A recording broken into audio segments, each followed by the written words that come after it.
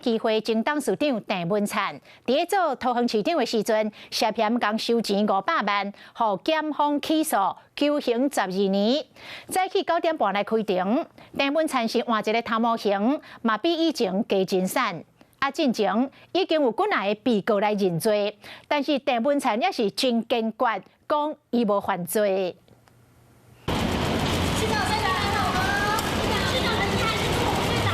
挂嘴暗，摕卡棒，有律师同齐陪去行路车，看起来准备好啊。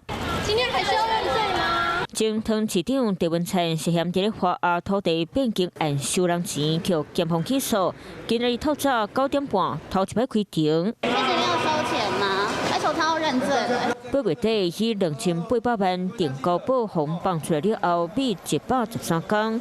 今仔日佫出现人看起来有较消散，不过访问到敢会认罪，就无关系回省。起诉有信心吗？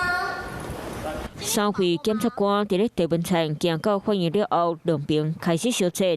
那检方手头敢若有6000侪证据，因为进前涉嫌乌西的证带诉告战，侯水文和廖俊雄表囝拢伫咧法庭认罪，敢若郑文灿嘛是无认罪。 伊强调，检方起诉书内底描述廖俊雄摕乌色的地下到市长官舍送500万现金，伊讲这是无影无迹的代志，无交地下比手续过程，敢若简单讲几句话。检察官才发现地下放伫咧倒骹，敲电话请廖俊雄的后生提动去，嘛强调绝对无收人的红包钱。案件已经在法院审理中哈，我们都尊重法院对案件的一个审理，公诉检察官会来做一个举证，来实行来一个公诉哈。进前侯水文先前有做伙食饭，郑文灿讲无讨论土地变更案，嘛真侪摆强调检方无补清楚行政天书，嘛批评检察官对国家重大建设的认定有真侪误解。双方伫咧法庭对峙，外界嘛继续关注。